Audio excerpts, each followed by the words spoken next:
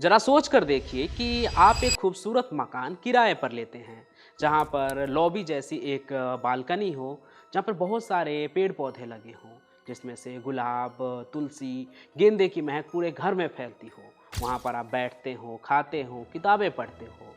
कुछ समय बाद अगर उसी पौधे में दबे मिट्टी के अंदर से इंसानी कंकाल निकल आए, तो वो नज़ारा कैसा होगा?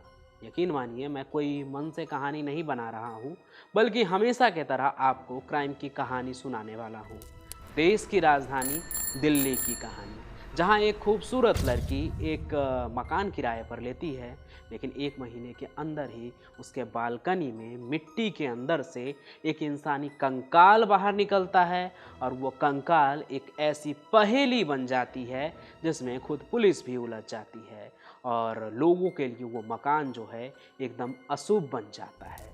क्या है इस कंकाल वाले घर की पूरी कहानी, वो मैं आपको आगे बताऊंगा, लेकिन उससे पहले आप हमारे चैनल क्राइम कनेक्ट को सब्सक्राइब कर लीजिए अभी।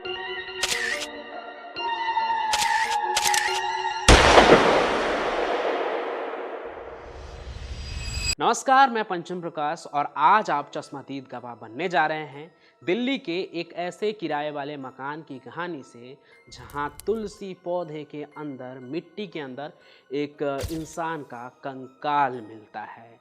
तो अब देखिए, एक बात है यहाँ पे कि आप जब एक किराए की मकान लेते हैं तो आपसे कितनी पूछताछ होती है आपके बारे में, आपके बैकग्राउंड के बारे में, आप नौकरी कहाँ करते हैं, यहाँ तक कि आपका पुलिस वेरिफिकेशन भी होता है।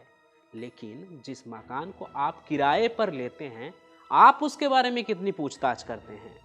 अब ये मैं क्यों पूछ रहा हूँ, इसका जवाब आपको आज की कहानी के अंत तक मिल जाएगा। हम बढ़ते हैं इस कहानी के शुरुआत की तरफ। तो बात है सितंबर 2018 की। दिल्ली के डाबरी इलाके में एक खूबसूरत मकान में सुंदर सी लड़की किराए पर रहने के लिए आती है। मकान काफ़ी अच्छा था। मकान में बालकनी था। बालकनी में तुलसी और गुलाब के पौधे लगे हुए थे, लेकिन उस बालकनी में ग्रिल नहीं लगी हुई थी। अब जो कई सारे लोग सुरक्षा के लिए अपने घर में जो बालकनी होते हैं उसमें ग्रिल लगवाते हैं, ताकि कोई बालकनी से उनके घर में न घुस आए। इसलिए लड़की भी अपने घर के मकान मालिक से कहती है कि उसमें ग्रिल लगवा दिया जाए। तो ग्रिल लगवाने का काम भी शायद 9 अक्टूबर को शुरू होता है, और मज़दूर आते हैं और ग्रिल लगाने के लिए वो बालकनी में जो भी पौधे लगे होते हैं उसे निकालते हैं, फिर मिट्टी खोदने लगते हैं। जैसे ही मिट्टी खोदने का काम शुरू होता है, तो उस बड़े से गमले के अंदर से इंसानी कंकाल बाहर निकलने लगता है। जैसे ही कंकाल देखते हैं सभी, तो सभी हैरान हो जाते हैं, और मौका वारदात पर पुलिस भी पहुंच जाती है। अब कंकाल तो बाहर निकलता है, लेकिन ये पता नहीं चलता है कि आखिर ये कंकाल है तो है किसका।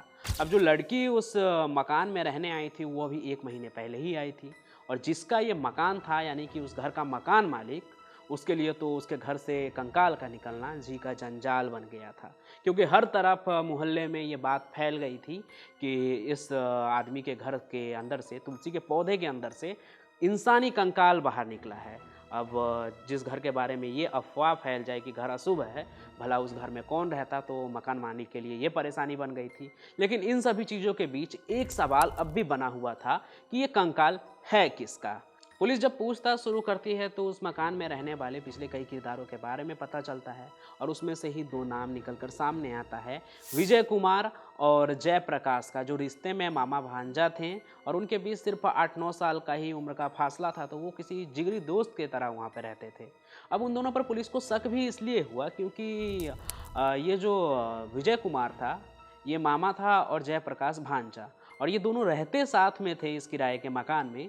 लेकिन जब विजय कुमार ने घर को खाली किया, तो वो अकेले था, और तो और घर खाली करने से कुछ महीने पहले उसने पुलिस में ये कंप्लेंट भी लिखाई थी कि उसका भांजा कहीं मिसिंग हो गया है। इस पर पुलिस को शक होता है विजय कुमार पर, और वो उनके घर वालों से बात करते हैं, दोनों के घर वालों से।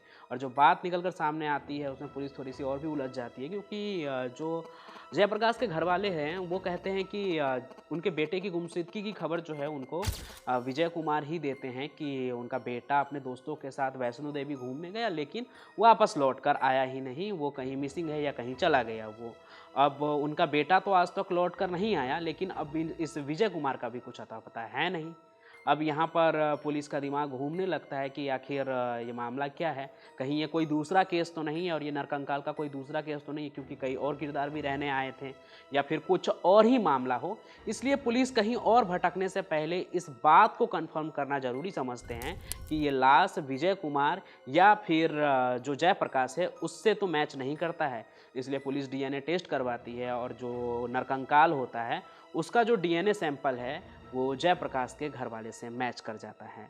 मतलब यहाँ एक बात साफ हो जाती है कि ये जो जयप्रकाश था, विजय का भांजा, ये कहीं मिसिंग नहीं था बल्कि उसका कत्ल हुआ था और आरोपी हो न हो उसका मामा विजय कुमार ही होगा, जो इस वक्त फरार चल रहा है। कहाँ है इसका किसी को कोई अता पता नहीं है। अब जब सस्पेक्ट पुलिस के सामने था तो पुलिस ने अपने सभी जितने भी खबरी थे उसे खोल दिए, क्योंकि ये जो विजय कुमार था उसने वारदात दिल्ली के किराए के मकान में किया था, लेकिन वो रहने वाला था आंध्र प्रदेश का और वो काम करता था गुड़गांव के एक कंपनी में।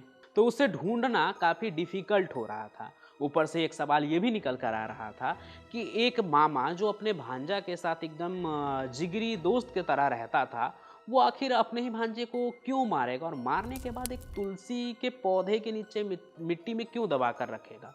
अब ये इस कत्ल की गुत्थी क्या थी, कैसे सुलझेगी, इसके लिए ज़रूरी था कि ये जो विजय कुमार है ये पकड़ा जाए, पुलिस की गिरफ्त में आए और उससे पूछताछ हो। फिर क्या, पुलिस ने उसे ढूंढने के लिए कई स्टेट में तलाशी शुरू कर दी और उसके सीडीआर के बदौलत से उसके एक गर्लफ्रेंड का पता चला, जिससे वो लगभग 3-4 महीने बाद जाकर हैदराबाद में कहीं वो पकड़ा गया। ये वक्त 2019 के जनवरी महीने का था जब वो पुलिस के गिरफ्त में आया।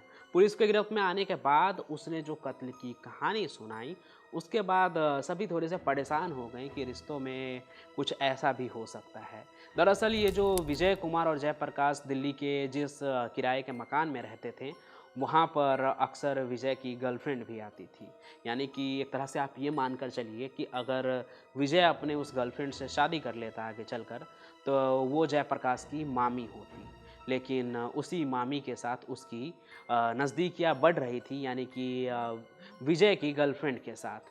और ये बात विजय को बिल्कुल भी पसंद नहीं थी कि उसके गर्लफ्रेंड के साथ उसके भांजे जयप्रकाश की नज़दीकियाँ बढ़े। इस बात को लेकर उन दोनों मामा भांजे के बीच काफ़ी नोक-झोंक भी हुई, लेकिन फिर भी जब ये जो जयप्रकाश था, विजय का भांजा, वो नहीं माना, तो फिर विजय ने उसे एक रात पंखे के मोटर से वो बार-बार वार करके एकदम जान से मार कर ही ख़त्म कर दिया। फिर उसके लाश को कहीं ठिकाने लगाने ले जाता तो सबको पता चलता है, इसलिए वो अपने घर के बालकनी के ही बड़े से गमले में उसके लाश को दफना देता है। उसके ऊपर मिट्टी पूरा भर देता है और उसके बाद उसमें तुलसी के पौधे लगा देता है पूजा करने के बहाने, ताकि जिससे किसी को शक ना हो। और उसके आस-पड़ोस इलाके, घर परिवार, किसी को पता नहीं चलता है कई सालों में कि उसके अंदर एक लाश भी दफन है। एक छोटे से विवाद को लेकर एक मामा ही अपने भांजे की जान का दुश्मन बन जाता है और उसे मौत के घाट उतार देता है। तो ये कहानी देश की राजधानी दिल्ली की थी और बहुत ही हैरान कर देने वाली कहानी ये थी, क्योंकि अक्सर लोग किराए के मकान में रहते हैं और उन्हें पता नहीं होता है कि वो किराए का मकान कैसा है, कहीं वो कोई क्राइम सीन तो नहीं था पहले। इसलिए ज़रूरी ये है, हम आपको डरा नहीं रहे हैं बल्कि एक तरह से सतर्क कर रहे हैं कि आप कहीं भी जाते हैं रहने, तो आपको भी उस जगह की जांच पड़ताल करनी चाहिए अपने सूझबूझ के मुताबिक।